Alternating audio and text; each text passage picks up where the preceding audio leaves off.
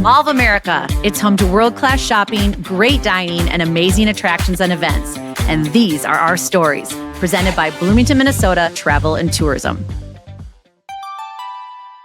Hello, everyone, and welcome to this episode of So Much More. It's a little different today because I am kind of running the ship solo. I usually have a co-host, but you've only got me today, me and two amazing guests. Today, we're going to delve into the world of comedy, of laughter, of life. First up, Wendy Maybury, a Minneapolis-based stand-up comedian, photographer, and producer whose debut album, She's Not From Around Here, hit #1 on both iTunes and Amazon's comedy charts.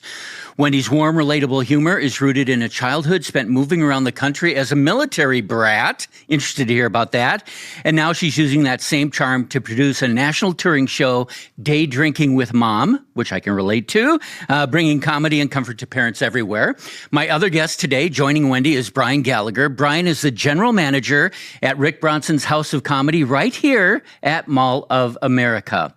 And it is one of the most respected comedy venues in the country. Bryan's part of the team that brings nationally reclaimed artists and fresh new voices to Minnesota's biggest stage for stand-up.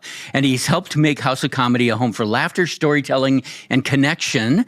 And in this episode, I'm really hoping that you're both going to make me laugh. Welcome, Wendy. Welcome, Bryan. How are you? Thank you for having us. Thanks. Nice to have you. Please guarantee I'm going to laugh. Good. Okay, well, that's up to you, man. Okay. Better be There good, you go. right? Okay, you're good. Done. What I'd love to do is just get a little background from both of you, if that's all right. And I'm actually start with Bryan today. Okay. Bryan, you manage House of Comedy. It is a big comedy venue here at Mall of America, 4th floor east side, for those who have never been there. It's an awesome venue. Talk about what you did prior to coming to House of Comedy, how you landed this job, what you love most about it. So I've moved to Minnesota a little better than a decade ago. I've been in the Twin Cities since 2018. I kind of just stumbled into a part-time gig at House of Comedy. I've always been a huge comedy fan.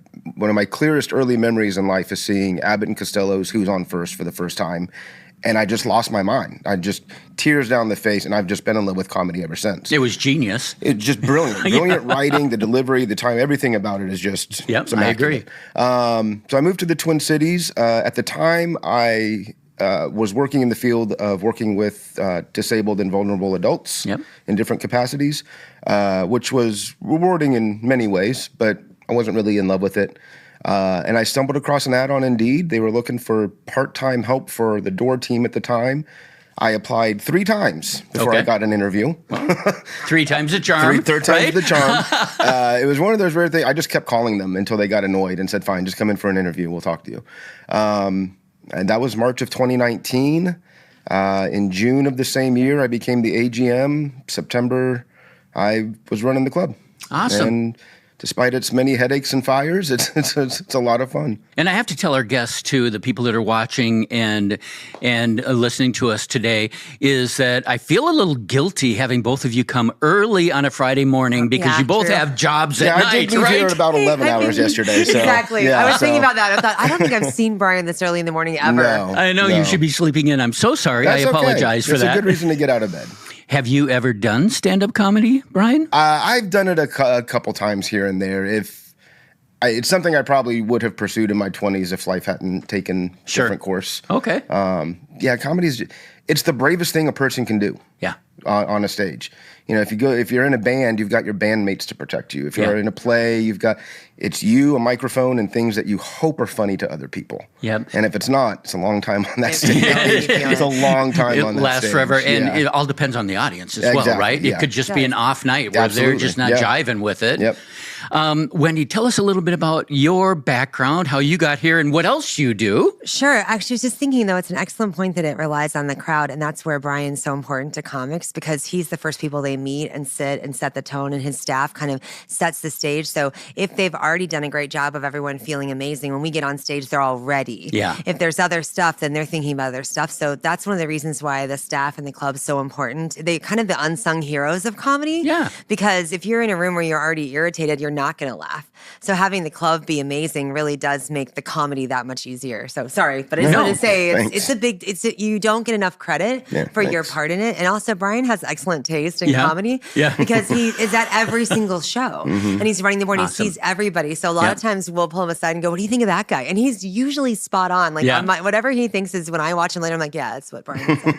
He knows after this many years. So you and your team are kind of the pre-show before the show because you are priming the audience and getting them. If they're not walking in with a smile, then we've done something wrong out of the gate and we got to fix it fast. But and the cool part about the Mall of America too, by the way, though, is that people do come to have like a cool date night. You can go shopping, you can do some other stuff, and then go end it on a laugh. And I will just say, if you are on the dating scene in Minneapolis, that getting someone to laugh is a very good precursor to things going better later in the evening. Absolutely. So highly suggested, especially early parts of your relationship, to see if their sense of humor is yours. Anyway, I love that. Do we have a show tonight? And can I have 2 tickets? And can you find me someone?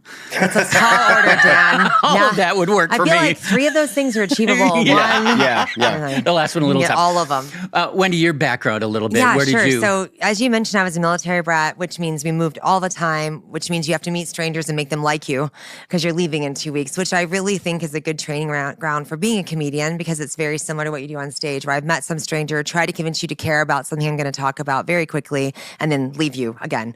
So we always joke about leave them wanting more. I'm good in small doses. You don't really want a whole week of me, but an hour and a half seems like a good time. I like it. So my background was that I actually went to college to be a teacher. Then I went to grad school for photography. Photography is sort of the same thing. I meet you, I disarm you, I photograph you, and I leave you again. And then when I moved to Minnesota, I had a really hard time making friends. Everyone says they're Minnesota nice, and I find everyone to be friendly but not warm. Like they're going to say hi to you, but you're not going to the cabin. You're never getting to the cabin unless you were born here 3 generations ago. I love it. Forget it.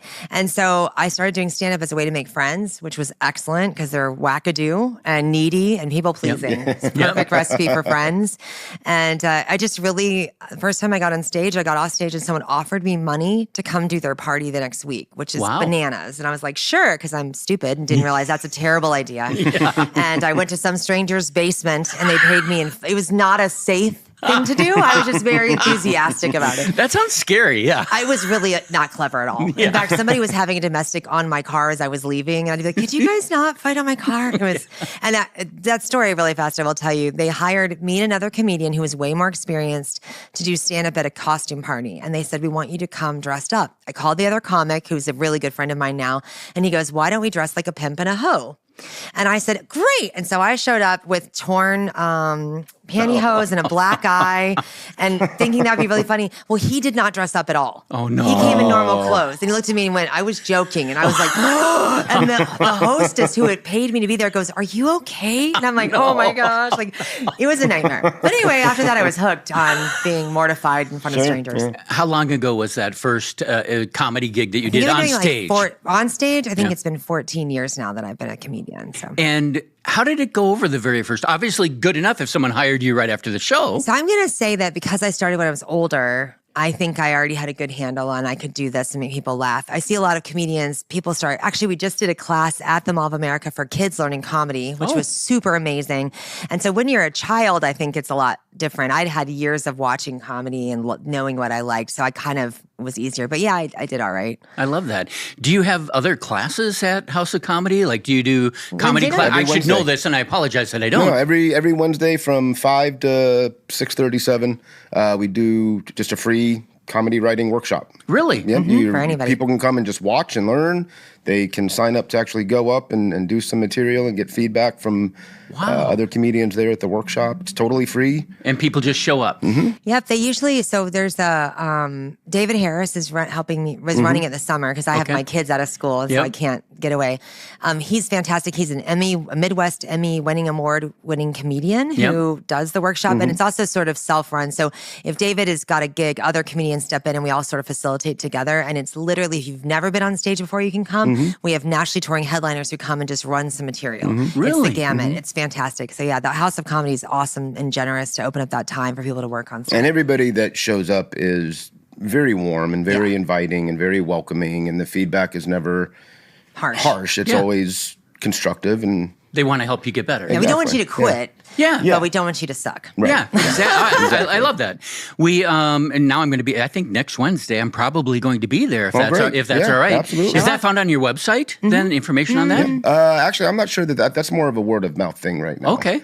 Is it all right if we talk about it? We can absolutely. we can cut this out. No, if you no, want. absolutely. Yeah. We welcome. If you would like, actually, I would tell you if you have ever had an idea to do stand up, and that's lots of people's bucket list idea. It's actually like going to the gym. In January, we get an influx of people going, I got to do stand up, right? And then about March, they're like, this is hard. And they quit, just like Jim. So anyway, if you would like to do it, I highly suggest that you come to the workshop so you get the mechanics of how do you adjust a mic stand? How close does your mouth need to be to the mic? Where's the light telling you to get off before you come to a mic and you mess that up in front of strangers? That's kind of hard to feel good about. We actually just got done with our annual contest last week.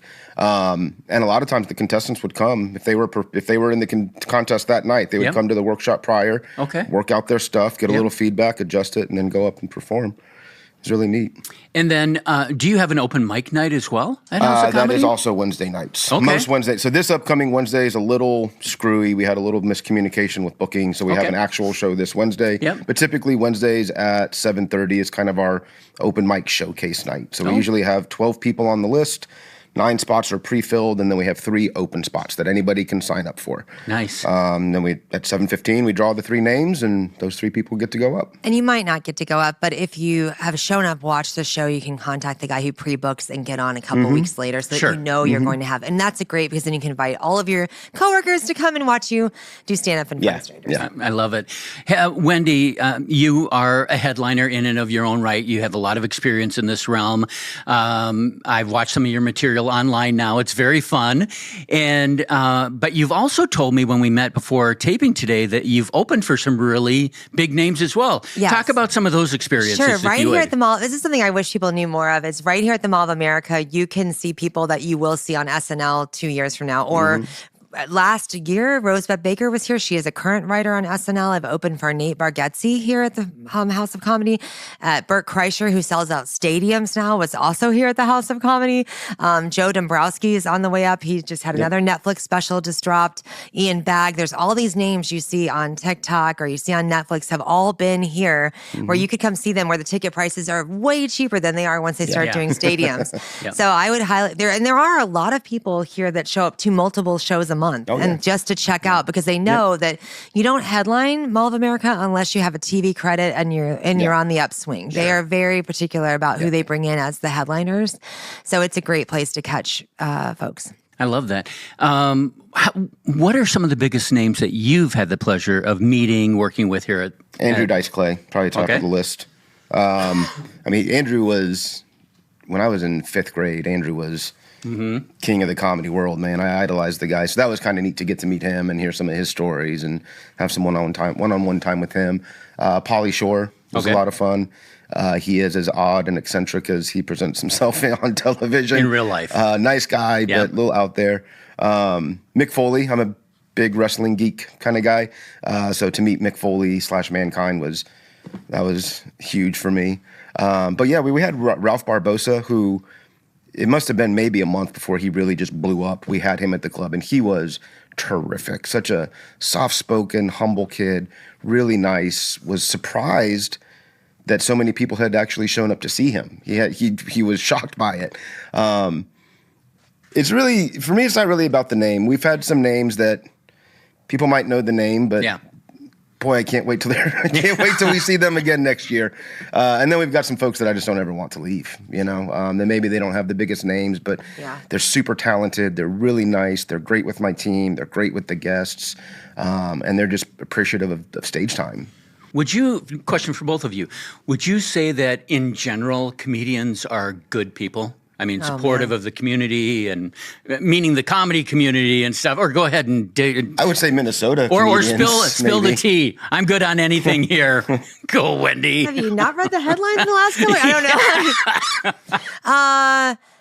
I think it's unusual for a normal person to want to stand in front of strangers and tell stories where they look like an idiot. That is not a normal thing. So what causes that is usually X amount of trauma or something, which means you're probably not the easiest person in life. A lot of artists, actually, they say like 9 out of 10 poets are insane. 7 out of 10 visual artists have mental illness. A lot of musicians do too, because you perceive the world in a way different than other people do, which allows it to be interesting. Yeah. Then, so good people, I don't know. Good-hearted? Yeah. That's what I mean, good-hearted people. Wanting you to laugh, like giving the gift of laughter is a very high thing, right? So I would say like that, because it alleviates a lot of stress. It lowers anxiety. It connects people. That mission of having laughter is wonderful. The vehicle sometimes, I don't know. I will say this. There's a really fantastic comedian, and he joked one time that you should never waste a Make-A-Wish on meeting a comic. We are so eager for anyone to like us. Just drop an Instagram note saying, my kid is sick. He wants to meet you. We will show up with everything. Being like, you want me? Like yeah, I don't know. But they are kind. To Bryan's point, supportive, kind. I love the Minneapolis comedy community. And one thing that's really awesome is they very much care about being good joke writers. You can go to other towns and people will let other folks do some hacky material and don't bother to tell them, hey man. But Minneapolis has an excellent history of excellent joke writers. Mitch Hedberg comes from here. Jackie Cation, Maria Bamford, Chad Daniels. We have a lot of really, Pete Lee, did I say Maria? Lots of really strong comics who came from here, and that tradition of wanting to be good joke writers and excellent on stage is really strong. So digging a little deeper in your 14 years as a comedian, tell me about a night that everything bombed. Well, I have like? a funny joke about that. We had a new employee, and hopefully Bryan doesn't get irritated with me. We had a new employee at House of Comedy. This is before he was in charge. And I got on stage and they hit reset on the board or the lights or everything. So the whole club went dark. Oh, jeez. no. Yeah, I don't think you're here. And I'm me. on stage already. And so I go, this is what they do when the comedian is ugly.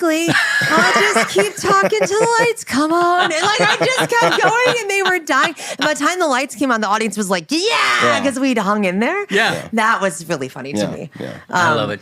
Have you ever had a night when the material just fell flat? Well, one time I remember on a Tuesday night, we had a 36 reservations, which is great on a Tuesday. And we were like, awesome, this is so many people on a Tuesday. And it was a bus of disabled adults and a minder. And I know that I was the MC at the time. And the material that the comedians had prepared was a material that was not going to work with that audience. Because, but we all pivoted to fart jokes, and they loved it. Yeah. It was the best night ever. Who wouldn't? The best night ever. But it was not our normal show, because I started out with some joke and I was clear that they were just like, we don't know what you're talking about. And I'm like, well, and then they were like, yeah. And so everybody just went straight to like a different humor. And it was good, because that's what you want, right? You win when they're laughing. If they're not laughing, you're losing. So I would also say, if they're not laughing, it's really us. Rocky Laporte, who I love at House of Comedy, one time said to an audience, this is the nicest way I've ever heard anyone put it. He goes, I'm sure individually you're all very nice, but you guys should never, as a group, do anything together again. You, as a team, and I thought that was a really nice way of saying y'all suck. Yeah, as an audience. chemistry here, right? Nothing's I love happening. it. So. That's funny. How about, Bryan, from your perspective, was there ever a night, not even, I don't need a name for a comedian, but a night when things just kind of fell flat? It's like, oh my gosh, what do we do? It's part of the beast. Yeah. You have to, if you're going to go into this, and I'm not into this, so maybe I'm wrong, but I think you have to go into this with the mindset of, there's going to be nights where I'm going to have things that worked for a month straight, that on this night, it's just not going to work. Yeah. Whether comedians' chemistry's off, their energy's down, the audience just isn't feeling it. Who knows? Full moon, who knows? There's just going to be those nights. The difference is, how do you react to that? Right. Are you going to get angry and blame the audience, or are you going to come off stage and go, okay, what can we switch? What can I do so the next time I'm in this situation, I can kind of switch on a dime and go into something else, and maybe that works. Okay. And that's part of the excitement, right? Oh, yeah, you're watching art being created live in front of you. And it's a very American thing too. When people realize that stand-up came from America, just like jazz. Yeah. And so it's one of those, you're literally watching art created in front of you. And sometimes it's great and sometimes it isn't. I would say our batting average is better than improv. Yeah. Yeah? Oh, for sure. I've been to improv. I'll agree. Yeah. No offense to all my friends in improv. Yeah, I'm gonna go ahead and sling that arrow. I'm not afraid. Can we pivot a little bit? I know you have your tour of day drinking with mom. Is that what day drinking with mom, right? show. Yes. Tell me a little bit about that, and that sounds very American as well. It is.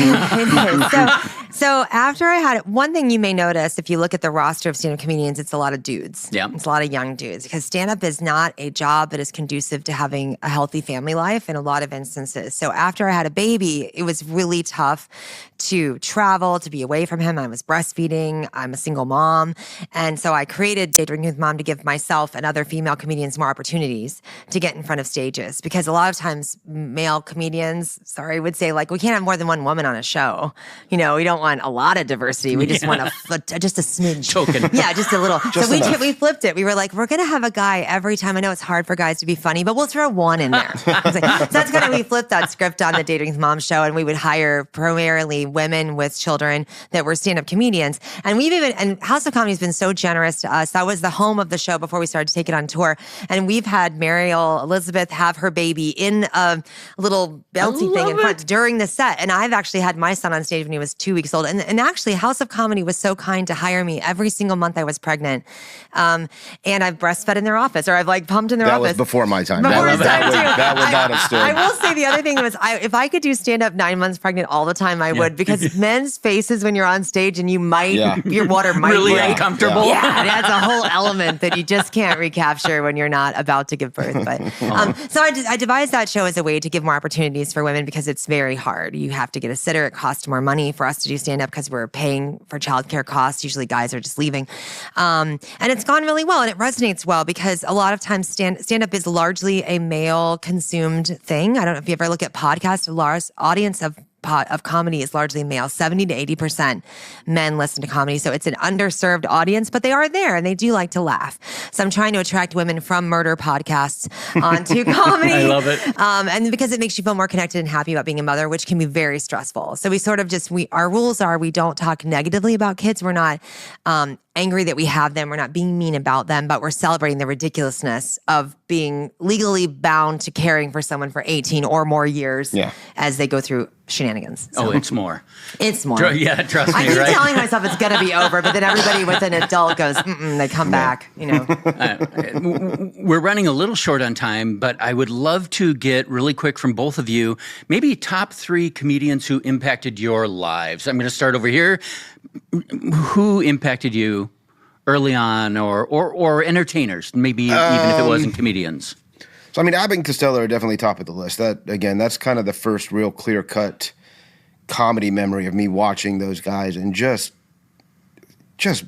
there were no words for it at that time. Of course, I had a limited vocabulary. I was a kid, so they would have to be really high up on the list. I would say it's kind of a generic answer, but Richard Pryor got to be up there. Sure. As a young white kid, to kind of see this different perspective of life and to hear these stories, I couldn't really relate to it all, but I understand the humor in it. Yeah, I saw the funniness in it. Yep. And then nobody ever mentions this guy. I think he's super underrated, but Bob Newhart. Oh, yeah. Oh, yeah. So great. Just a brilliant writer.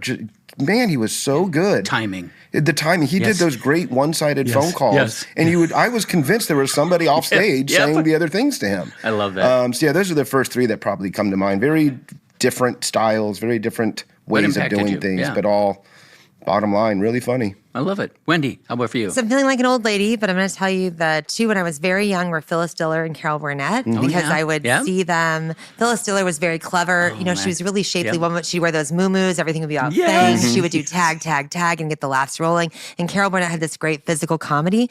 I remember Whoopi Goldberg, when I was a kid, I got her HBO special was at our library on a VHS tape. Yeah. Oh my I would gosh. get it and watch with her long, luxurious blonde hair. And she had the pillowcase on her head. And I felt that. And then Rosie O'Donnell was a big deal for me because she was overweight. And a lot of times in entertainment, you would only see very thin women. I struggled with my weight my whole life. And I thought, okay, you can be bigger and still be successful because I hadn't seen an example of that. So those women, I actually wrote them all thank you notes when I did my album and just said, this album wouldn't be here if you hadn't encouraged me as a little kid and planted a seed. And I didn't hear from them, but I just wanted to put it out in the universe because I think a lot of times you do things and you don't know the impact they have till many years later. Yeah. So. Yeah. If people would like to find out more about you, Wendy, and what you have going on, where can they find you online? I would love to tell you that I'm a responsible business owner and that wendymaybury.com is updated. But I would tell you that more accurately, you can probably spy on me on Facebook or TikTok and Instagram and see my daily upset, or where I've just showed up to do a show that you haven't bought tickets yet for. I'm working on that. That's a New Year's resolution, but I'm putting regular ticket sales out there. And you and I'm in House of Comedy in July. Yes. July what? July 10th through 13th, and I'm opening for Laura Bites, who is also phenomenal. You can check her out on social media. She's really blowing up as well. Yeah. She would be my pick for someone everyone will know about the next year or so. Yeah. And I'm going to come to one of those shows. Great. Yeah. Don't pick on me. I won't. Please. But I'll sit up front if that's all right. Say hi. I will. Brian, how do we find out more about House of Comedy? You go to moa.houseofcomedy.net.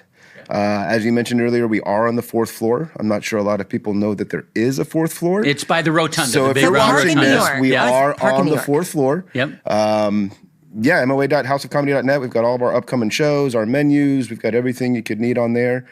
You can also call 952-858-8558. Perfect. Thank you both. Oh, maybe one last question, if I can. Why not? If comedy could fix one world problem, what would it fix? We said we weren't going to get into politics or anything. Loneliness. Let's say loneliness. That's a good answer. That is a huge problem, and I think it connects people, and it would make you feel less alone in the world. I like it. I'm going to stick with her answer just to make sure we don't lose any potential customers in the future. It's a good answer. Loneliness. Wendy, thank you so much for being Thanks for here. Brian, us. thank you so much. Yeah, this was an absolutely. amazing conversation.